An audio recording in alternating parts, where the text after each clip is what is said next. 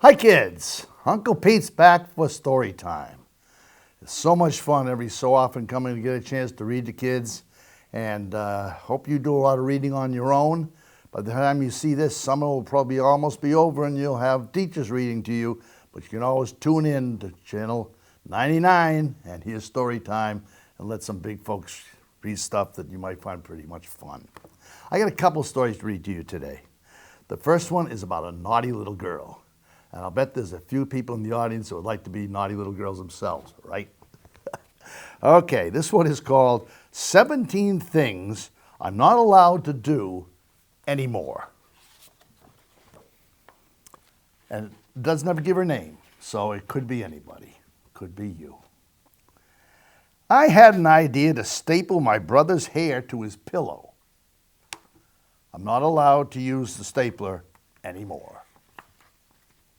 I had an idea to glue my brother's bunny slippers to the floor, and I'm not allowed to use the glue anymore. I had an idea to tell my brother he'd soon be eaten by hyenas. I am not allowed to tell my brother's fortune anymore. I had an idea to walk backward all the way to school. I'm not allowed to walk backward to school anymore. And when you see the pictures here, you'll see the crossing guard having a fit. I had an idea to do my George Washington report on beavers instead. I am not allowed to do reports on beavers anymore. I had an idea to dedicate my report to all beavers that ever lived. I'm not allowed to dedicate my report to beavers anymore. And in the picture here, you'll see that they have 3 beavers crossing the Delaware, and the $1 bill with Washington cut out and a beaver replaced it. And in the corner, it says, "Beavers ate my homework." I had an idea to tell my class I personally owned 100 beavers. I'm not allowed to say that I own beavers anymore, and you see her sitting at a desk writing it 100 times. I had an idea to show Joey Whipple my underpants. I'm not allowed to show Joey Whipple my underpants anymore. She did a cartwheel, and Joey was quite shocked. I had an idea to set Joey Whipple's shoe on fire under the sun using a magnifying glass. I'm not allowed to set Joey Whipple on fire anymore. I had an idea to walk backward all the way home from school. And you see the crossing guard bringing her home. I'm not allowed to walk backward home from school anymore. I had an idea to freeze a dead fly in the ice cube tray. And you see her brother trying to drink it. I'm not allowed to make ice anymore. I had an idea to wash my hands in the dog's bowl before dinner. And you see the dog looking very angrily at her. I'm not allowed to wash my hands in the dog's bowl anymore. I had an idea to give my brother the gift of cauliflower. And you see her flinging a piece of cauliflower off her fork into her brother's plate while he's saying grace. I am not allowed to give the gift of cauliflower anymore. I had an idea to order a different dinner from my mother. And she's holding her throat as though she's gagging and holding out her plate for her mother for a different dinner. I am not allowed to pretend my mother is a waitress anymore. I had an idea to tell the sad story of a mother who fell into a volcano. You see, she has a doll, a mother doll, going into potato, and the dog looking at it, trying to lick up the remains. I'm not allowed to tell sad stories about volcanoes anymore. I had an idea I'd been struck deaf when I heard, "Go to your room." I'm not allowed to pretend I'm struck deaf anymore. And in sign language, you can see "not pretend deaf anymore" again. I had an idea that I might run away to live with the kind and happy beavers. I'm not allowed to talk even a little bit about beavers anymore. I had an idea to say the opposite of what I mean, to trick everyone. I'm sorry. I am allowed to say the opposite of what I mean forevermore. The naughty little girl gets her way at the end. The second book is called From Impossible. And why I picked it is because it's about a man who was quite well known who lived in this area named Ron Bouchard, who was a race driver. And even though he's passed, there's still a couple of stores, I think one in Lancaster and one in Fitchburg, of his cars. And this is a story about him as a kid from Leominster. Jamie lived in a town called Impossible. In the town of Impossible, nothing ever changed. Everything remained the same day after day, week after week, and year after year. One day, Jamie and his uncle, Roger Dodger, walked to the center of town. And as they walked, they talked about the businesses that had always been there and how nothing new ever happened in Impossible. Roger Dodger waved to Joey the barber. That's Joey. He's been giving haircuts to people for over 25 years. His father, Bob, was also a barber and cut people's hair for over 50 years. And they continued walking, and Jamie asked, "Do you smell that? Something smells so good." "That's Try Some Potato Chip Company," explained Roger Dodger. The Ducheneau family started that business way back in 1908. "Wow, that was over 100 years ago," said Jamie. "Yep, they're still going strong," replied Roger Dodger. "And as for the chips, they taste even better than they smell." That's great these businesses have been so successful for so long. But what if I want to start a new business? Asked Jamie. "That's a neat thought. Maybe you can," suggested Roger Dodger. Jamie responded, "I doubt it. What makes me believe that I could do anything different in Impossible?" It started to rain, and then it really started to rain. Jamie and Roger Dodger were getting soaked, had no way to stay dry or be protected from the rain. "Let's run for cover," yelled Roger Dodger. They ran into the local hardware store, and Jamie said to the owner, "We'd like to buy 2 umbrellas, please." Stan, the hardware man, looked disappointed and replied, "I'm sorry. We've never sold umbrellas. In fact, I don't know of any business in town that ever does or ever did." Roger Dodger looked at Jamie and said, Maybe that's what you could do for your new business. You could make buying umbrellas possible in Impossible." "That's a great idea," replied Jamie. They laughed and ran soaking wet all the way home. The next day, Roger Dodger and Jamie went to a local car race being held in Westboro, the town next to Impossible.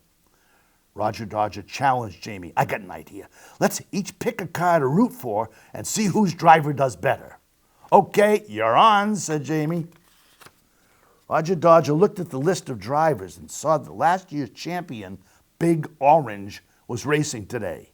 He said, "I'm picking number 16, Big Orange. He always wins." Then he handed the list to Jamie. Jamie started reading the names of all the drivers, where each one was from. Near the bottom of the list, Jamie couldn't believe his eyes. There was a driver named The Kid who came from Impossible, the same town as Jamie. "Wow! I didn't know someone from our town could race cars. No one ever did that before." Jamie was very excited and said, "Well, he probably won't win, but I'm picking The Kid from Impossible." The race began, and Big Orange quickly took the lead, with The Kid not too far behind. "My car is winning!" shouted Roger Dodger. "Come on, Kid, you can do it," cheered Jamie. The flagman waved the white flag, signaling there was only one more lap to go. The Kid was running out of time. Coming out of the first turn, he decided to take a chance and go for the win. The kid jerked the steering wheel to the left, sped alongside Big Orange, and his front end was just inches ahead of Big Orange's front end as they crossed the finish line. The kid had won the race. I can't believe it. He did it. The kid won the race. That's the first time anyone from Impossible achieved such a goal, proclaimed Jamie. Immediately, Jamie thought to himself, if he can achieve his goal, then maybe I can achieve my goal of creating umbrellas. So as soon as he got home, Jamie started designing and creating his first umbrella. He took a limb off a tree in his yard that had many branches and began covering the top of the branches with newspapers. As he continued making his newspaper umbrella, he noticed an article about the kid on the front page of one of the papers, which read, "The kid from Impossible will compete against the greatest drivers in the world in the big race." Jamie was so excited. Wow, the kid is going to compete at the highest level of racing. No one from Impossible has ever done that before. In the newspaper article, the kid was quoted as saying, "Even though I'm a rookie and no one from my hometown is from Impossible has ever won the big race, my goal is to be the first. I believe in myself and I believe I will win the big race." This inspired Jamie and motivated him to continue making his newspaper umbrella. If the kid believes he can achieve his goal, then I believe I can achieve mine. And Jamie worked every day after school on his umbrella. The next weekend, he finished making his umbrella newspaper and went out to test it in the rain. It quickly became very wet and very soggy. Jamie got soaked and went back inside very discouraged. He threw himself on the couch and decided to give up on his goal. What was I thinking?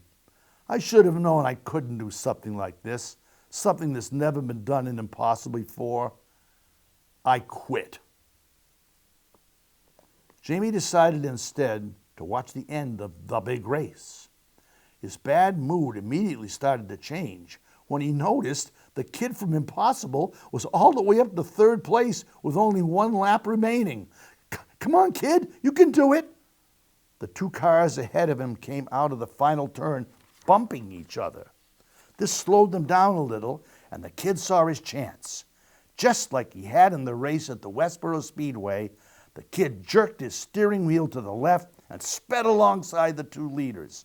The three cars crossed the finish line side by side, with the kid winning again by just inches. After the race, it started to rain at the racetrack. During his interview in Victory Lane, the kid said, "I won because I never gave up. Even with one lap left, even with one turn left, I kept believing in myself and refused to lose. I think the only thing that can prevent people from achieving goals is when they give up on goals and on themselves." Jamie once again became inspired, and then he noticed something. Something was going on behind the kid during the interview. The kid's crew was covering the car with a tarp to keep rain from going into the race car. "That's it. That's what my umbrellas need." Jamie ran to his garage and got a blue tarp. It was even the same color as the numbers on the kid's car.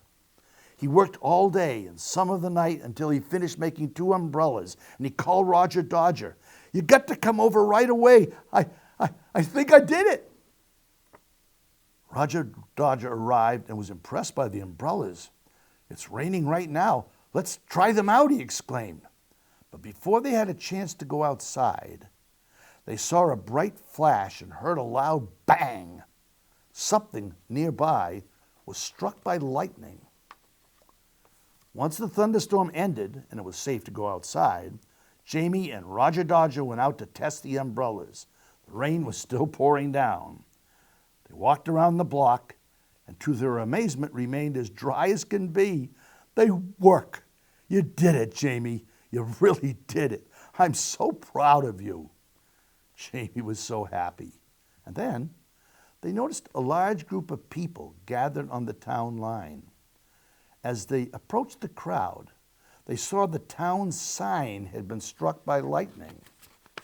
The sign was split right down the middle and no longer said, "Welcome to Impossible." Now it said, "Welcome to I'm Possible." Thanks to the kid, Jamie had learned that it doesn't matter where you're from or what had happened in your past. If you believe in yourself, set goals, work hard, and never give up, then just about anything is possible.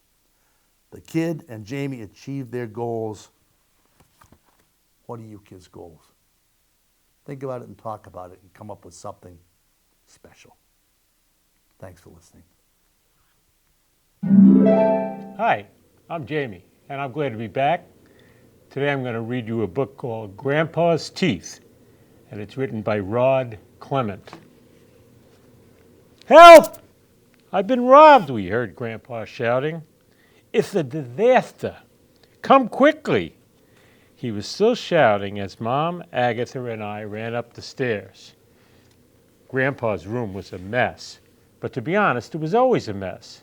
He blamed Gump, his old dog, but Gump looked too old to make such a mess. "What was taken?" gasped Mom. "Your VCR? Your television? Not your gold-plated golfing trophy?" "No," said Grandpa, "it's much more serious. It's my teeth, and they've been stolen." Grandpa normally kept his teeth in a glass of water by the bed. The glass was still there, but the teeth were missing. "You haven't swallowed them by mistake, have you?" asked Mom. "Of course not," replied Grandpa. "Those teeth were special, handmade by the finest Swiss craftsmen." Agatha looked Mom and whispered, "Why is Grandpa talking so funny?" "You see how serious this is?" moaned Grandpa. "I may never speak the same again." "Are you sure you've looked everywhere?" asked Mom. "Under the bed, behind the cabinet, in all the drawers?" "Yes," Grandpa said with tears in his eyes. "I've looked everywhere." Mom called the police. Officer Rate looked grave. "We've done a thorough search of the room and house, but we found nothing at all. No teeth, no clues. Everyone was at home at the time of the theft, so how the thief got in and out without being seen is a mystery." "Can you give us a description of the stolen articles, Mr. Pertwhistle?" Grandpa frowned, rubbed his chin, then looked closely at the officer. "Could you smile, please?" he asked. "Smile?" "Yes, a nice big smile." Officer Rate grinned sheepishly. "No," shouted Grandpa angrily, "I mean really smile." Officer Rate smiled broadly. Grandpa leaned forward and tapped the officer's teeth with his finger and growled suspiciously, "They look just like those." Officer Rate looked shocked. I've had these for years." Officer Rate rounded up the usual suspects and took them in for questioning. All of them were asked to smile. Most of them had missing teeth as well, but just one or two, not the whole set. They even brought in our unfriendly neighbor, Mrs. Carbuncle, because her own teeth didn't fit. But Grandpa didn't recognize her or the teeth in the police lineup. "I've never seen her smile before," he explained to Officer Rate. After several days, Officer Rate had to admit that no teeth had been found, no thief had been caught, and no new clues had been uncovered. Grandpa suspected everyone, especially anyone who didn't smile. Soon the whole town was smiling at him. Although he never smiled back, he had nothing to smile with. Mom even got a call from one of those TV shows, Unsolved Crimes. They came to the house in a helicopter, and we had to reenact the whole thing. When Grandpa was interviewed, he asked the reporter, Pearl White, if he could borrow some of her teeth. After all, he mumbled, you have more than enough. Dad called Switzerland to find out how much a new set of teeth would cost. He was so shocked when he found out that he dropped the phone. The only way we could ever afford it, he joked to Mom, is to sell the house. Grandpa thought that was a great idea. Who needs a house anyway, he moaned. It doesn't help you chew your food. To cheer him up, we took Grandpa to the amusement park. It was a disaster. He took one look at the front entrance, burst into tears. Everyone watched Unsolved Crimes, but no one called Officer Rate, and the crime remained unsolved. Some spare teeth were left in the mailbox, but none of them fit properly. People began locking their doors at night, imagining a teeth thief loose on the streets. No one knew who would be next, so fear gripped the town. The thief had to be caught, and soon. It seemed that the only way to prove beyond a reasonable doubt that the teeth in your mouth were your own was to smile broadly at every person you met. Anyone who didn't smile was immediately dragged off to the police station for more questions and a chat with Officer Rate. So everyone began smiling at everyone else, all the time, everywhere, even at funerals. Because of Grandpa's teeth, the whole town was beginning to suffer. Tourists, seeing the endless sea of smiling faces, were too scared to get out of their cars. After a while, they stopped coming altogether. Dad's Cafe, like the rest of the town, was losing business. The mayor called an emergency meeting. That night, for the first time anyone could remember, the town hall was full. Speaker after speaker stood up to complain about the loss of customers and the constant strain of smiling every day, all day. Pastor Butter summed up the situation. While I've always considered this a happy town, there are limits. No one wants to smile without a reason, and there aren't many reasons to smile in this town at the moment. It's time, I believe, to put a stop to it. The crowd cheered. Mr. Pertwhistle had one of the finest sets of teeth in the country, and he alone cannot afford to replace them. In fact, I alone could not afford to replace them either. But if every one of us put $1 in the collection plate tonight, we would have enough money to buy 2 new sets of teeth. Most people put in $1. Others put in 2. At the presentation ceremony, Grandpa opened a package and revealed 2 sets of brand new teeth. Why are they different sizes? Asked the mayor.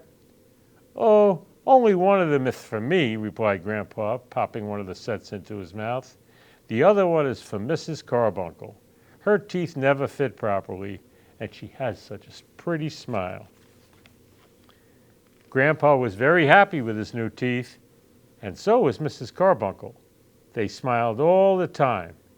In fact, they were so happy that Grandpa's old dog, Gump, smiled too. For the first time ever. Hope you enjoyed that book. See you again next time. Hello friends, how are you today? Welcome back to Storytime. My name is Megan Arnold, and I am going to be reading you 2 books today, both of which I really like, which I know I say that all the time because we talked about this before. I just love books. So the first book I'm going to read you today is called Stand Tall, Molly Lou Melon. And this book is written by Patty Lovell, and that means Patty wrote all of the words, and it is illustrated by David Catro. So that means David drew all of the pictures. And I think you're really going to like the pictures in this book because it's one of those books that the picture takes up the whole page, and they're big and bright and colorful, so I hope you enjoy the pictures as much as we do in my house. Are you ready? Molly Lou Melon stood just taller than her dog and was the shortest girl in the 1st grade. She didn't mind. Her grandmother had told her, walk as proudly as you can and the world will look up to you. Look how little Molly Lou Melon is. So she did. You see her sliding down the banister? Molly Lou Melon had buck teeth that stuck out so far she could stack pennies on them. She didn't mind. Her grandmother told her, "Smile big and the world will smile right alongside you." So she did. Molly Lou Melon had a voice that sounded like a bullfrog being squeezed by a boa constrictor. Do you want to hear someone sing like that? I don't know that I do. She didn't mind. Her grandmother had told her, "Sing out clear and strong and the world will cry joy, tears of joy." So she did. Molly Lou Melon was often fumble-fingered. She didn't mind. Her grandmother had told her, "Believe in yourself and the world will believe in you too." Look at that mess Molly Lou Melon has made. Look at all of those broken dishes. So she did. Then Molly Lou Melon moved to a new town. She had to say goodbye to her grandma and all of her friends and start in a new school. On the first day of school, Ronald Durkin called her Shrimpo in gym class. When the game started, Molly Lou Melon caught the football, ran under the legs of Ronald Durkin, and scored a touchdown. All the children thought, "Wow, she's good." And Ronald Durkin felt very foolish. Ronald Durkin. On the second day of school, Ronald Durkin called her Bucky-Tooth Beaver. Molly Lou Melon took out her pennies stacked 10 high on her teeth and smiled as big as day. All the children smiled with glee, and Ronald Durkin felt very foolish. Look at her stacking those pennies. On the third day of school, Ronald Durkin said, "You sound like a sick duck. Honk, honk." Molly Lou Melon sang out a quack so clear and strong that it made Donald Durkin somersault backwards, hit his head, and have to go to the nurse. All the children cried with joy to be free of Ronald Durkin for the rest of the afternoon, and Ronald Durkin felt very foolish. On the fourth day of school, Ronald Durkin said she'd made the snowflake all wrong, but Molly Lou Melon opened up her paper and revealed the most beautiful snowflake of all. All the children oohed and awed, even Ronald. Look at how beautiful Molly Lou Melon's paper snowflake is. I wish I could do something like that. On the fifth day of school, Ronald Durkin bought Molly Lou Melon a stacking penny for her tooth and smiled at her. Seems like Ronald Durkin's learning a little lesson from Miss Molly Lou Melon, isn't he?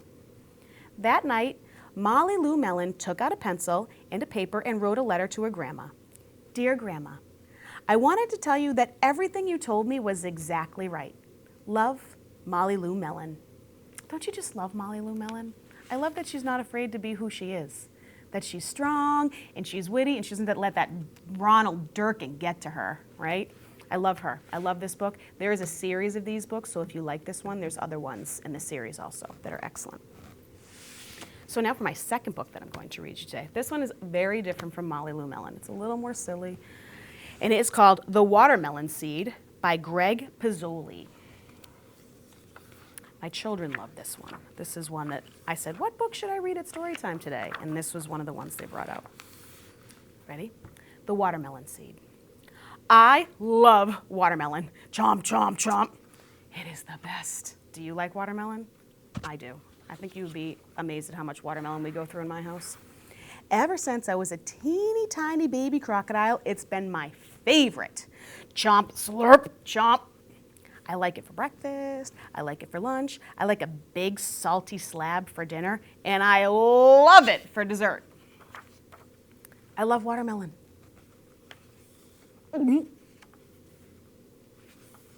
I just swallowed a seed. I swallowed a seed. Uh-oh, he looks very nervous. It's growing in my guts. Soon vines will be coming out my ears. Look at all the vines growing out of his ears, and look at that x-ray of a watermelon in his belly. Did anyone ever tell you that if you eat a watermelon seed, you're going to have one growing in the belly? I think someone told our teeny tiny crocodile that that was what was going to happen. My stomach will stretch. My skin will turn pink. I don't want to be a fruit salad. Somebody please help me. Grumble, grumble. Oh no, I can feel it growing inside me. It's happening right now. My stomach feels funny. Brrr! look at when he burped like that? Do you see the watermelon seed flew out? There was no watermelon growing in his belly. Oh, here's the seed. See, he found it. That was too close. No more melon for me. Never again. Well, maybe just one teeny tiny bite. Chomp, chomp, chomp. Uh-oh. Looks like he swallowed another watermelon seed. What do you think of that? Did you ever do that? Did anyone ever tell you that? My grandmother used to tell me that if I swallowed a watermelon seed, I was going to grow a watermelon in my belly. And I can remember being very nervous about it. But you know what? Here I am, 40-something years later, no watermelon seed ever grew in my belly. So I think you're going to be okay. So if someone tells you that, you can say, Miss Megan from Storytime told me that's not true. But that is all for me today. I hope you have a wonderful rest of your day, and I hope you enjoyed your stories. Bye-bye. Have a good one.